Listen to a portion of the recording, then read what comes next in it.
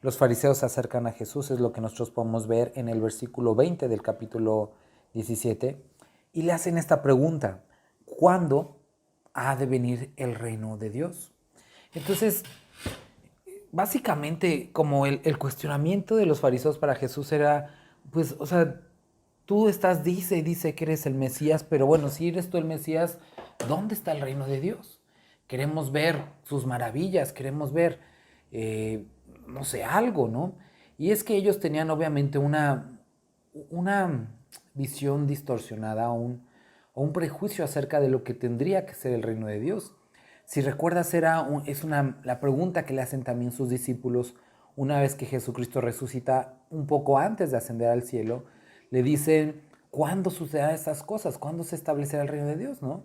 Ellos tenían la idea que el reino de Dios tendría que acabar con el imperio romano, liberarlos de sus problemas. Y vemos que aquí es la misma pregunta: ¿dónde está el reino de Dios? ¿No? Ahora, básicamente lo que ellos estaban también diciendo era, bueno, ¿es este el reino? Esos son las personas que quieres que te sigan, pescadores, campesinos, gente que no sabe nada. Y era pues un tipo como de ataque, estaban siendo hostiles en contra de Jesucristo. Ahora, ¿qué es lo que contesta Jesucristo? Lo podemos leer y dice: el reino de Dios no vendrá con advertencia, ni dirán helo aquí o helo allí, porque he aquí el reino de Dios está entre vosotros. Jesús les dijo que el reino estaba justo en medio de ellos. El problema es lo que nosotros podemos ver aquí en el versículo 20, en la segunda parte. Dice: el reino de Dios no vendrá con advertencia. Esta palabra advertencia es la palabra griega para teresis.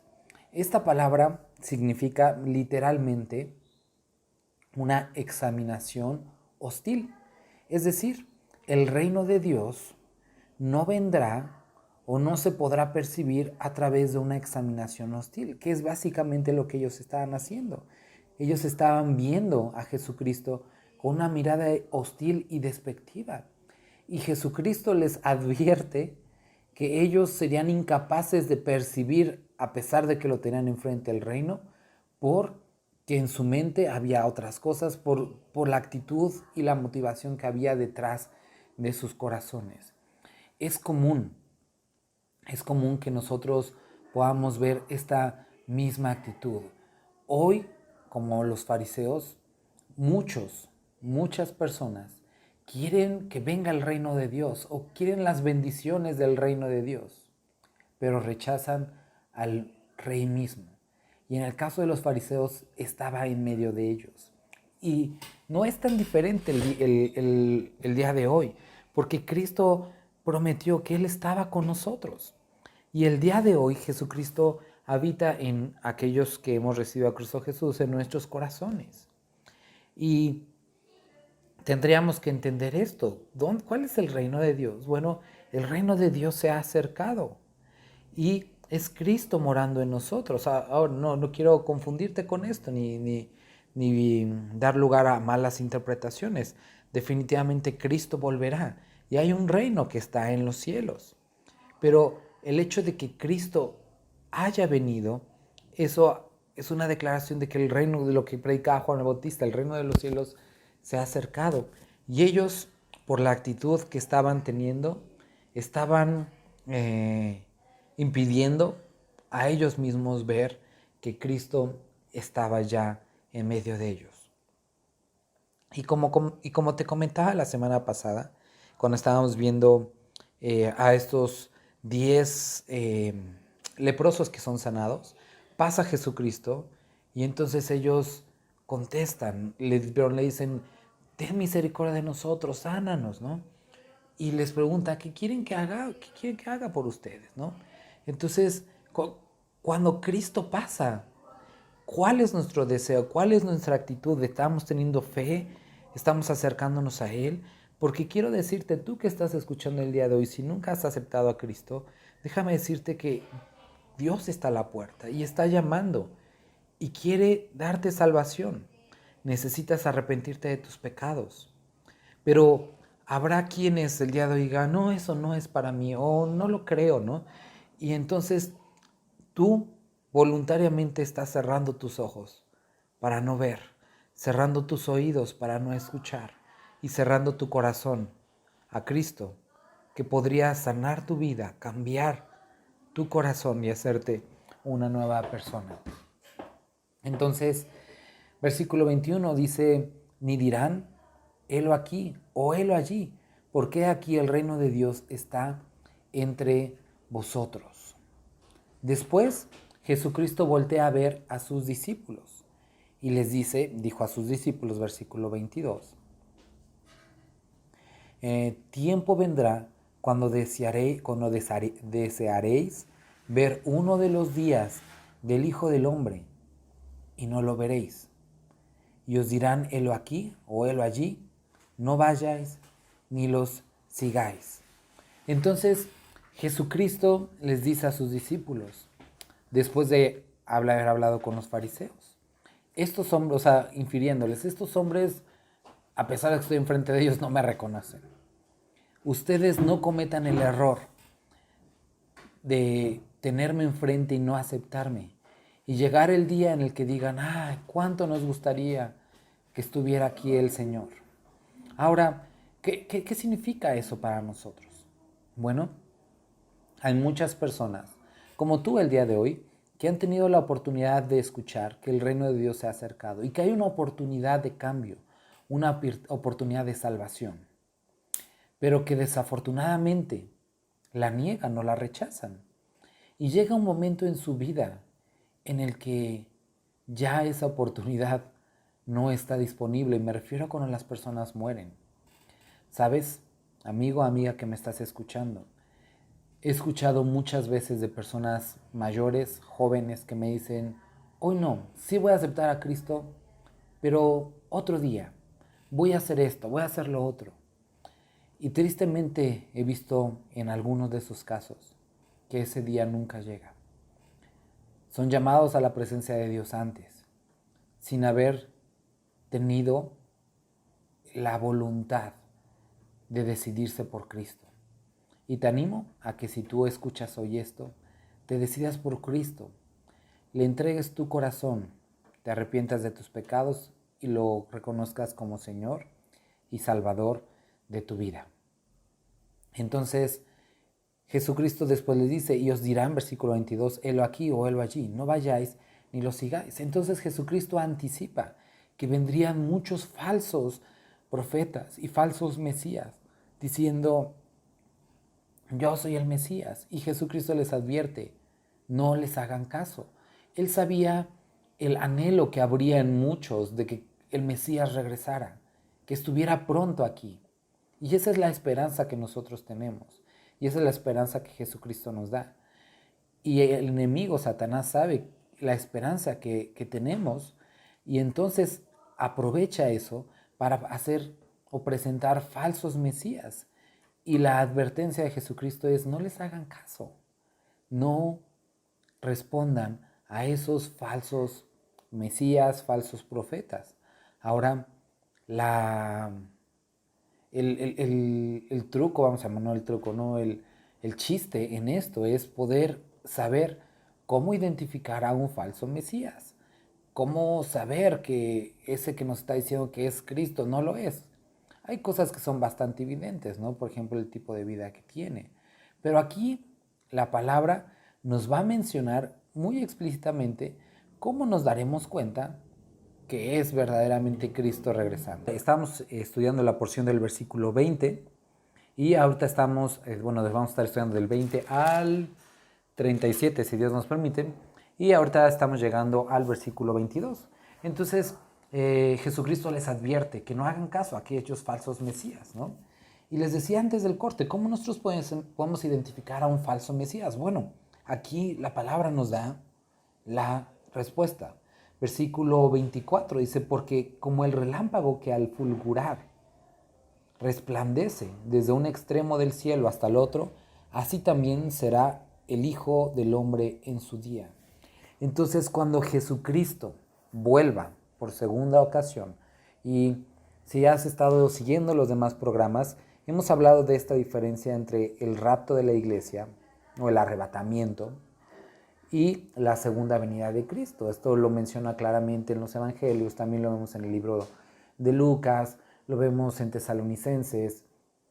Hace referencia a estos dos eventos separados. Uno es cuando la iglesia es tomada y es llevada a la presencia de Dios, y la otra, el otro evento que es posterior al arrebatamiento, es la segunda venida de Cristo, cuando Él se presenta con todos los santos, con todos nosotros, y hace una guerra en contra de Satanás, el falso profeta y el anticristo. ¿Sale? Si te gustaría saber más de esto, te invito a que puedas buscar en nuestra página de internet o en nuestro Facebook. Ahora estamos actualmente en la serie de Apocalipsis, tenemos verso a verso todos los libros de Apocalipsis, bueno, todos los capítulos de Apocalipsis, entonces te invito a que puedas checar nuestros videos. Pero bueno, retomando el tema, dice que porque como el relámpago al fulgurar resplandece, entonces la segunda venida de Cristo va a ser evidente, así como un relámpago que es visible, que viaja y que todo mundo, no importando dónde esté, puede verlo cuando cae. De esa manera será la segunda venida de Cristo. Va a ser evidente que es Cristo. No va a ser en oculto, porque mucha gente dice, ay, es que el Mesías está ahí, pero es secreto. No, esto va a ser bastante evidente y las personas van a tener evidencia que es el Mesías. Ahora nos menciona también el libro de Timoteo de las características de los hombres al final de los tiempos. Hombres déspotas, hombres alejados de verdad, dice también sensuales. Hay una variedad de características del hombre apóstata y que nosotros tendríamos que conocer para poder entender, bueno, cuáles son las características de aquellos que niegan o que son falsos maestros o mesías, ¿no? Pero bueno, esta es una de las más importantes, va a ser evidente, no va a ser algo que va a caber duda a nadie, todos lo van a saber.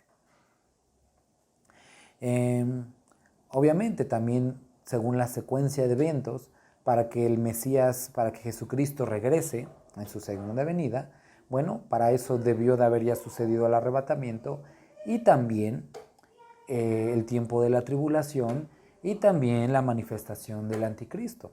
Y por lo tanto, como no ha sucedido nada de esto, podemos decir con certeza que Jesucristo no ha vuelto por segunda vez, ¿no? Entonces, continuamos leyendo. Versículo 25. Pero primero es necesario que padezca mucho y sea desechado por esta generación. Algo que para ellos era difícil de entender es que el Mesías, Jesucristo, tuviera que padecer. El libro de Salmos hablaba de esto. El libro de Isaías menciona en repetidas ocasiones el sufrimiento del Mesías. Estaba profetizado. La nación de Israel tendría que haberlo sabido, pero en la época seguía como golpeando su entendimiento el hecho de que el Mesías tendría que sufrir. No lo podían entender. Y así como esto, hay algunas circunstancias que como creyentes pudieran llegarnos a ser complicadas de entender, de la forma en la que Dios actúa. Pero tenemos que entender, como te mencioné en otras ocasiones, que Dios es Dios y no lo podemos encasillar a una caja de nuestro entendimiento. Él actúa de una manera más alta, más sublime de lo que el hombre puede entender. Y aquí, regresando al punto, les explicaba, es necesario que el Mesías padezca por nuestros pecados. Nuestras culpas, nuestras enfermedades, nuestros pecados fueron sobre él. Continúa el capítulo y dice, versículo 26, como fue en los días de Noé, así también será en los días del Hijo del Hombre. Comían, bebían, se casaban y se daban en casamiento, hasta el día en que entró Noé en el arca y vino el diluvio y los destruyó a todos. Entonces, describe que tanto el rapto de la iglesia o el arrebatamiento, como la segunda venida de Cristo, tendrá estas características, que será básicamente como cualquier otro día. No habrá como diferencia. Ahora, mientras Moisés construía el arca, mientras Moisés se preparaba, las demás personas seguían actuando normal. Ahora, no te equivoques aquí. Nos menciona la Escritura que eran tiempos de gran maldad. No está diciendo que todo va a estar bien. La cuestión social va a ser lamentable. Te he leído en otras ocasiones y me gustaría volverte a leer esto que te comentaba hace un momento del libro de Timoteo. Las características de los hombres y mujeres al final de los tiempos. Y déjame llegar, es en el segundo capítulo de Timoteo, nos menciona estas características. Y la verdad habla acerca de el amor de muchos enfriándose, apostatando de la fe, es decir, negando la fe, regresando a su vida pasada. Segunda Timoteo capítulo 3 dice también, debes saber esto, que en los postreros tiempos vendrán tiempos peligrosos, porque habrá hombres amadores de sí mismos. Y eso lo vemos ya el día de hoy. Avaros, y eso lo encontramos, vanagloriosos, soberbios, blasfemos, desobedientes a los padres, ingratos, impíos, sin afecto natural. Y vemos una sociedad caracterizada el día de hoy por esto. Ya lo hemos leído en varias ocasiones. Constantemente ha traído este tema nuevamente a la Escritura y lo hemos leído. Dice: aborrecedores de lo bueno, intemperantes, traidores, impetuosos, infatuados, amadores de los deleites más que de Dios. Entonces nos describe el carácter de las personas al final de los tiempos. Y podemos tener la certeza que esto es lo que estamos viviendo. Personas, una sociedad de este tipo. Ahora, este era el carácter que imperaba en esa época, en la época de Moisés, en la época como en Sodoma y Gomorra. Ahorita la vamos a leer más adelante. Y ellos, envueltos en toda su maldad, seguían haciendo pues las cosas que ellos hacían, casarse, vivir normal, ¿no? Y súbitamente vino el diluvio, no lo esperaban. Dice: asimismo sucedió en los días de Lot. Comían, bebían, compraban, vendían, plantaban y edificaban. Mas el día en que Lot salió de Sodoma, llovió del cielo fuego y azufre y los destruyó a todos. Entonces, cuando venga Cristo, cuando se suceda el arrebatamiento, la maldad va a ser como todo el tiempo, aumentando cada vez, pero las personas van a seguir en otras palabras, nadie lo va a esperar. Va a ser un momento en el que va a ser súbito inesperable, ¿sale? Hay señales que nos llevan a entender que, bueno, eso se está acercando cada vez más, pero va a ser de esta forma. Y de aquí dice que vino el castigo y destruyó a todos. Versículo 30. Así será el día en que el Hijo del Hombre se manifieste. Cuando sea, aquí dice, esta palabra es clave para el entendimiento de esto. Así será la venida o el día del Hijo del Hombre, cuando Él se manifieste. La palabra manifestar es una palabra interesante. Esta palabra la utilizamos para es quitar el velo. Es la palabra apocalipto, que es de donde proviene también nuestra palabra de apocalipsis. Y esta palabra quiere decir cuando se ha quitado el velo o revelado. Entonces, cuando Jesucristo venga por su iglesia o en su segunda venida, va a ser evidente que es Cristo. Va a ser explícito para todas las personas, ¿sale? Continúa, versículo 31. En aquel día, el que esté en la azotea y sus bienes en casa, no descienda a tomarlos. Y el que en el campo, asimismo, no vuelva atrás. Acordaos de la mujer de Lot. Todo el que procure salvar su vida, la perderá. Y todo el que la pierda, la salvará. Os digo que en aquella noche estarán dos en una cama, el uno será tomado y el otro será dejado. Dos mujeres estarán moliendo juntas, la una será tomada y la otra dejada. Dos estarán en el campo, el uno será tomado y el otro dejado. Y respondiendo le dijeron, ¿dónde, Señor? Él les dijo, donde estuviera el cuerpo, allí se juntarán también las águilas. Entonces, Jesucristo continúa hablando acerca de estas señales, de estas cosas en las que ellos deberían de prestar atención. Ahora, con mucha tristeza y cierta preocupación visto que hay algunas personas y algunas medio conocidillas con un mensaje como súper peligroso y raro diciendo que no tendríamos que estar esperando la venida de Cristo, como hablando de que pues ya se tardó mucho y no deberíamos de poner nuestros ojos en eso, sino simplemente vivir. ¿Sabes? La palabra de Dios, esto es una mentira, es terrible, es una blasfemia. La palabra de Dios nos invita a tener esta urgencia y a vivir esperando la pronta venida de Cristo Jesús, porque dice que esto nos purifica. Esta enseñanza, a lo mejor no tan nueva, ya tiene algunos años circulando, pero es bastante peligrosa y hace referencia acerca de, pues, enfocarnos en otras cosas porque Cristo no viene tan pronto.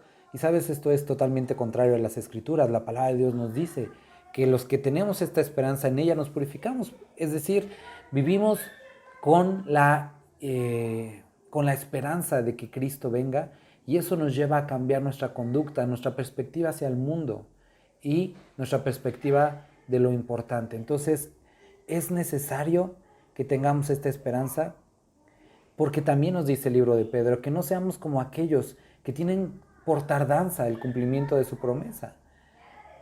Y Pedro nos advierte acerca pues de esta actitud. Entonces, les animo a que pues podamos vivir con esta urgencia en nuestra vida de que Cristo viene pronto.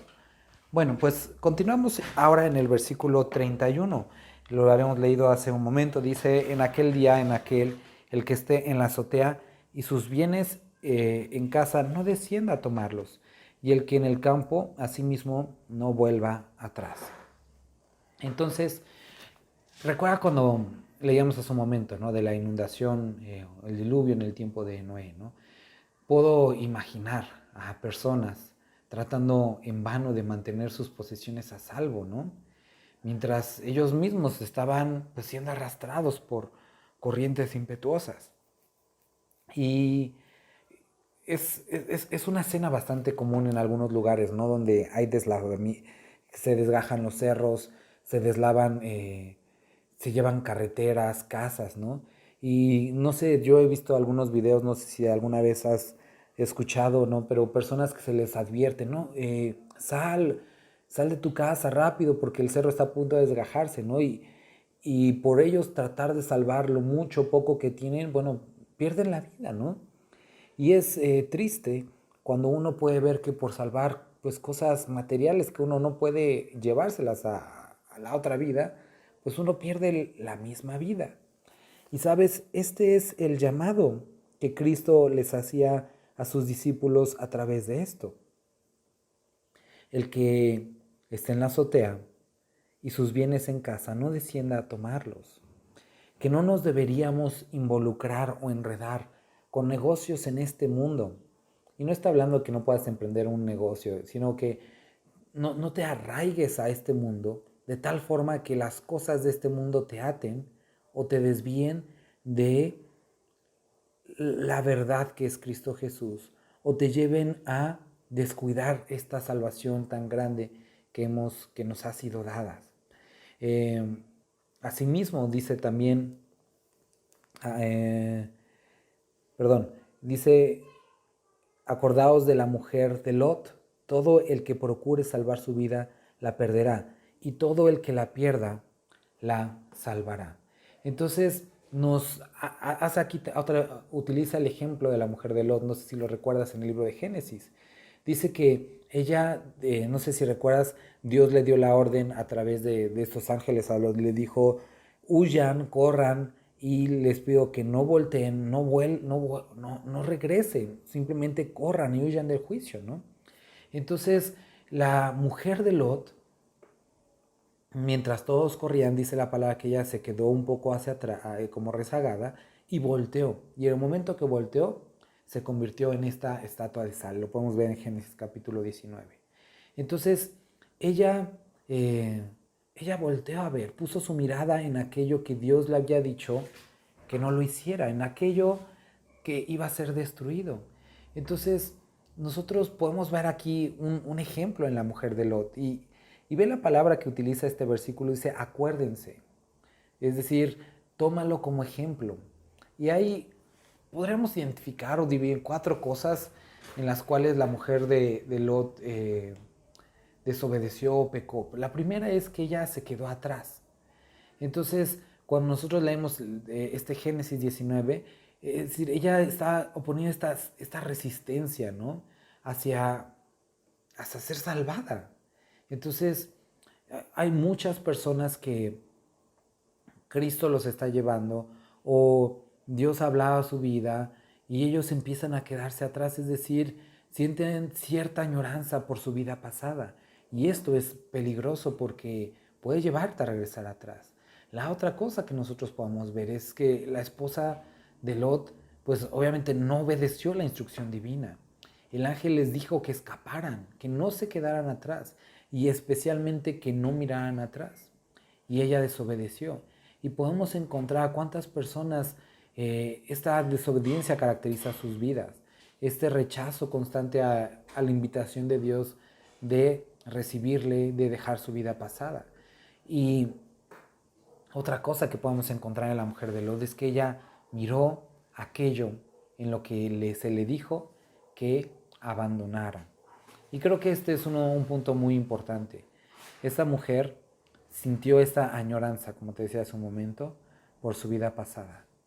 Y es triste ver a creyentes o a personas que aún no han aceptado a Cristo, que cuando les hablas acerca de cambio, de una vida nueva, voltean a ver su vida pasada, sus vicios, su pecado con esta añoranza y es un estorbo, un impedimento para acercarse a Cristo Jesús.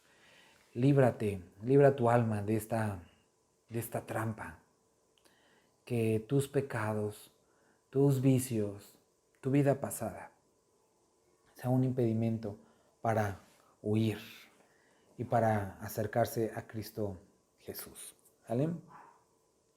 Entonces, hay un comentario que a mí me llama mucho la atención. Hay un pastor y un gran predicador de hace ya, pues ya algunos años, ya varios años, llamado Spurgeon.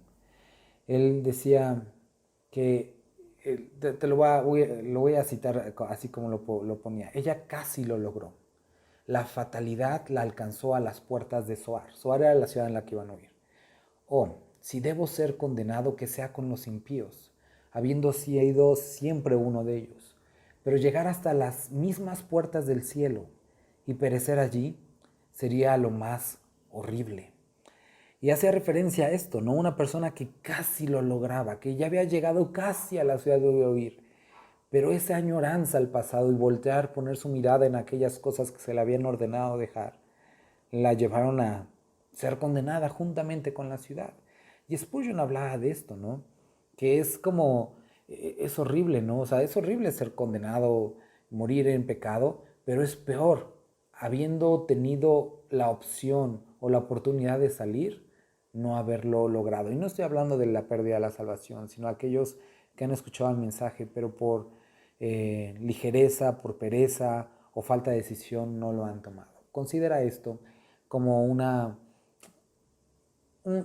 palabras de ánimo, al fin y al cabo, para que no postergues esta decisión y entregues tu vida a Cristo Jesús. Ahora, no te voy a decir yo, y si me has escuchado en otras ocasiones sabrás que soy directo en esto. O sea, Dios no te necesita. A lo mejor alguna ocasión habrás escuchado, ándale, acepta a Cristo, pobrecito Jesús. No, no, no. Él no tiene ninguna necesidad de ti. Y de hecho yo creo que somos más estorbo que nada. Pero Él ha decidido amarnos. Y su gracia se extiende sobre nosotros, su misericordia, y puede y quiere salvarnos. No porque nos necesite, sino porque ha decidido amarnos. Yo soy el que lo necesita. Entonces, toma esto como una motivación y con sentido de urgencia, reciba a Cristo Jesús, arrepiéntete de tu vida pasada y Él puede cambiar la forma en la que vives. Después continúa diciendo, versículo 34, os digo que en aquella noche estarán dos en una cama, el uno será tomado y el otro será dejado. Dos mujeres estarán moliendo juntas, la una será tomada y la otra dejada. Dos estarán en el campo, el uno será tomado y el otro dejado. Entonces, este pasaje se aplica o hace referencia a este evento que conocemos como el arrebatamiento o el rapto. Es la venida de Cristo Jesús por los creyentes. Entonces, lo que describe aquí es que todos están como pues, en sus asuntos normales. Es algo que nadie sabe la fecha y así lo dice la palabra. Nadie sabe la hora. Muchos han intentado hacer cuentas y pronosticar cuándo viene y han fallado pues rotundamente porque está escrito la fecha y la hora, nadie la sabe. Vivamos con esta urgencia. Entonces, como te digo, este versículo habla de ese momento. Podemos encontrar información acerca de este evento en el libro de Tesalonicenses, en 1 Tesalonicenses capítulo 4, en el versículo 16 al 18. Dice de la siguiente manera, porque el Señor mismo con voz de mando, con voz de arcángel y con trompeta de Dios descenderá del cielo, y los muertos en Cristo resucitarán primero, y luego nosotros, los que vivimos, los que hayamos quedado, seremos arrebatados juntamente con ellos en las nubes para recibir al Señor en el aire, y así estaremos siempre con el Señor. Por tanto, alentaos los unos a los otros con estas palabras. Estamos en los últimos versículos. Dice el versículo 34, os digo que en aquella noche estarán dos en una cama, el uno será tomado y el otro será dejado. Dos mujeres estarán moliendo juntas, la una será tomada y la otra dejada. Entonces, estos últimos versículos nos hablan acerca de este evento, como les decía antes del corte, que denominamos el arrebatamiento, el rapto de la iglesia, que es un evento anterior o antes de la tribulación, en el que Cristo tomará a su iglesia. Eso lo podemos encontrar en el libro de Tesalonicenses, capítulo 4, 1 Tesalonicenses, capítulo 4. Ahora, muchos se preguntan, ¿cómo sucederá? ¿Cuándo sucederá? Y como te mencioné antes del corte, la palabra es clara acerca de esto. Nadie lo sabe. Por lo tanto, necesitamos vivir con urgencia. Necesitamos vivir con esta esperanza. La esperanza de que Cristo viene pronto. Conocí un pastor hace ya varios años. Yo era muy, muy joven. Y una vez platicando decía esto y desde ese momento se me quedó grabado y lo tomé como una práctica personal. Él decía que por las mañanas, se levantaba, miraba la ventana y decía, ¿será hoy Dios? ¿Será hoy que vengas por nosotros? Y esto era una práctica que él tenía y que la tomé como persona porque se me hizo muy buena.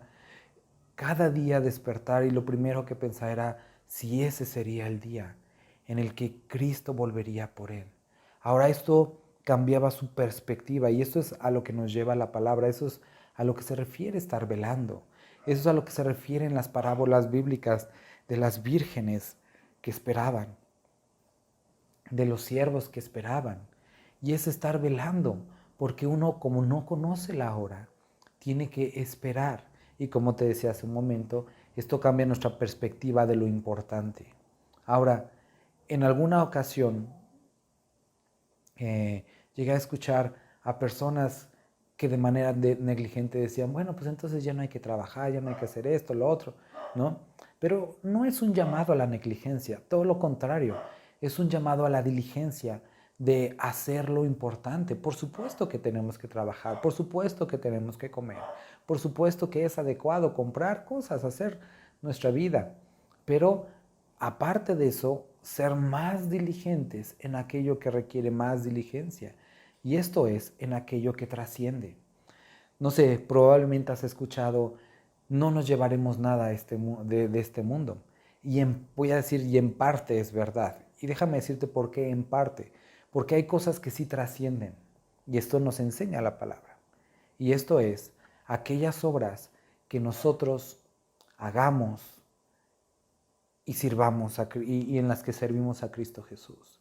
Esto nos menciona el libro de Apocalipsis, eso nos menciona el libro de Timoteo, eso nos menciona las cartas a los de Corintios. Hace referencia a que cuando demos cuentas acerca de nuestra alma, cuando demos cuentas delante del trono, los creyentes no para juicio, pero para como un tipo de rendición de cuentas, serán probadas nuestras obras. Eso quiere decir que las obras, aquí el servicio que prestemos a Cristo Jesús, trasciende. Sí, nada físico, monedas, casas, propiedades, nada de eso trascenderá. Pero aquello que nosotros hagamos el día de hoy, por el Evangelio y en el Evangelio, eso trasciende. Y en eso deberíamos de estar, en eso debería de estar nuestros esfuerzos, nuestro enfoque. Vuelvo a repetir, no es un llamado a la negligencia. De hecho, esto había pasado un poco con los de las personas que vivían en Tesalónica, y por eso Pablo habla acerca de la segunda venida, porque les está diciendo, oigan, no se trata de dejar de trabajar y irse apartado a una comunidad como gente rara, sino hace referencia a que tenemos que poner atención en aquello importante que es nuestra vida y nuestra relación con Cristo Jesús. Dice el libro de Filipenses, y esto es algo, es uno de mis versos favoritos, cuando en Filipenses nos habla de ser hallados en Él, ser hallados en Él. Déjame leértelo, es Filipenses capítulo 3, del versículo 9 al 14. Y dice, y ser hallado en Él. Déjame leerte desde un poco antes, porque este capítulo es hermoso y con esto vamos a terminar. Es Filipenses capítulo 3. Desde el versículo 7 dice, pero cuantas cosas eran para mi ganancia, las he estimado como pérdida por amor de Cristo. Y ciertamente aún estimo todas las cosas como pérdida por la excelencia del conocimiento de Cristo Jesús, mi Señor, por amor del cual lo he perdido todo y lo tengo por basura para ganar a Cristo.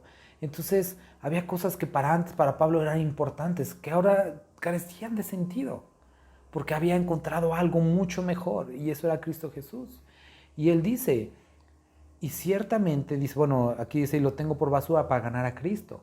Dice, y ser hallado en Él, no teniendo mi propia justicia, que es por la ley, sino la que es por la fe de Cristo, la justicia que es de Dios por la fe, a fin de conocerle y el poder de su resurrección y la participación de sus padecimientos, llegando a ser semejante a Él en su muerte. Entonces, Pablo está hablando acerca de que esta vida la iba a vivir para Cristo Jesús. En el versículo 14 dice, prosigo a la meta, al premio del supremo llamamiento de Dios en Cristo Jesús. También dice, no porque ya lo haya ganado, sino estoy trabajando y persiguiendo esta meta. Y sabes qué, querido amigo o amiga que me estás escuchando, si tú eres creyente, esta es la actitud con la que deberíamos de enfrentar nuestra vida, sabiendo que Cristo viene pronto y que espera algo de nosotros, y anhelar ser hallados en Él, perseverando en Él. Y si tú no conoces a Cristo Jesús, te animo que el día de hoy puedas entregar tu vida a Cristo Jesús, arrepentirte de tus pecados. Dile, ven a vivir a mi corazón y dame una vida nueva. Y te garantizo, porque eso dice la palabra, no lo digo yo, que tendrás vida nueva y salvación en tu alma.